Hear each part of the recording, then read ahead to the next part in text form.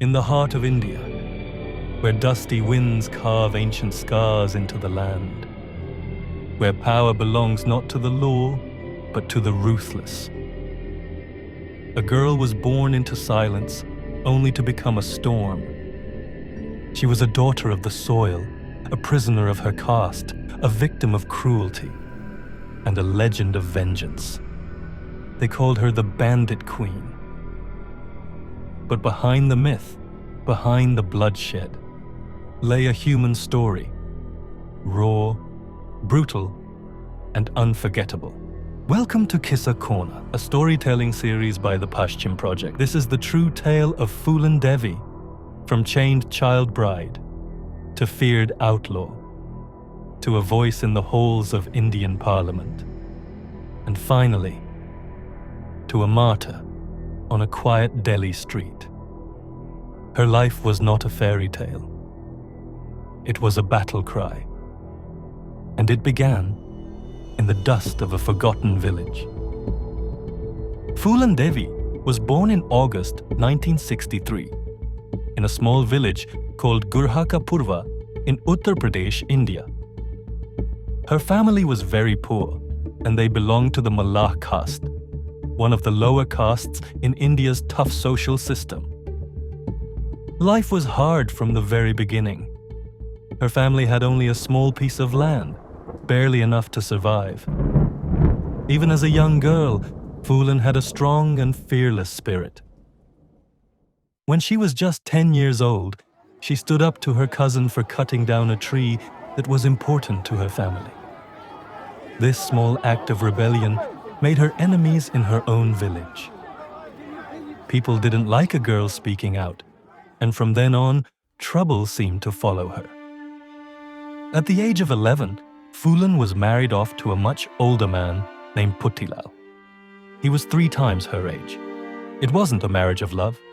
Her family basically traded her for a cow and an old bicycle. Phoolan's new life was full of violence and abuse. Her husband mistreated her terribly. After some time, she escaped and returned to her village. But instead of helping her, people blamed her. In their eyes, a girl running away from her husband had brought shame.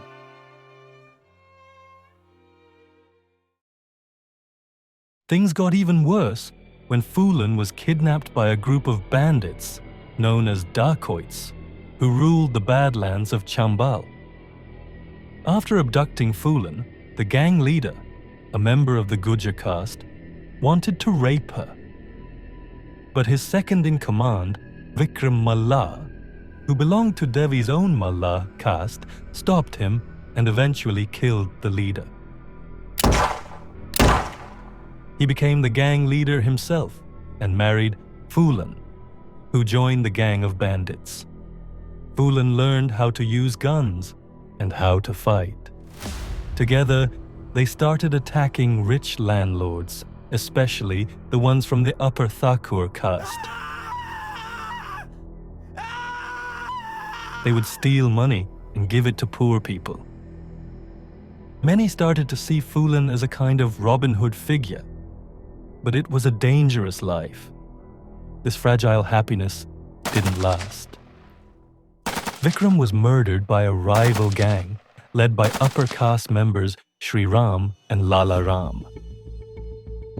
After Vikram's death, Phoolan was captured and taken to the village of Bemai. There, she was gang raped and tortured for weeks by these upper caste men. She never forgot that pain. On Valentine's Day in 1981, she returned to Bemai with a group of armed bandits. In a brutal act of revenge, they rounded up 22 Thakur men and shot them dead.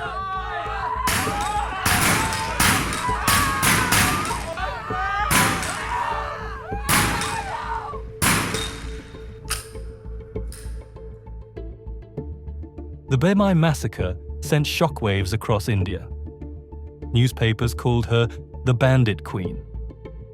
Police launched one of the biggest manhunts in Indian history, but Phoolan vanished into the deep ravines.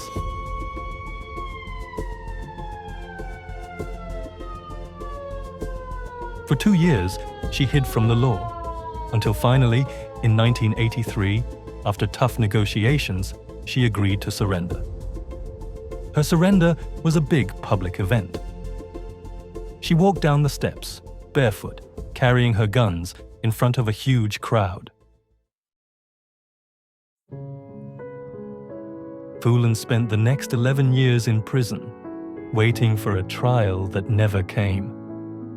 Finally, in 1994, a new government led by Mulayam Singh Yadav decided to drop the charges. Phoolan was released from jail. But freedom didn't mean peace. Phoolan stepped into politics, joining the Samajwadi Party. In 1996, the people of Mirzapur elected her as their Member of Parliament. Many poor and lower caste people saw her as their hero, someone who had fought against the injustices they lived with every day. Even though she worked for justice, her old enemies had not forgotten the past. Legal cases from the Baimai massacre still haunted her. She lost her parliamentary seat in 1998, but won it back again in 1999. However, her story was racing towards a dark ending. On July 25, 2001, Phoolan was returning home from Parliament to her house on Ashoka Road in Delhi.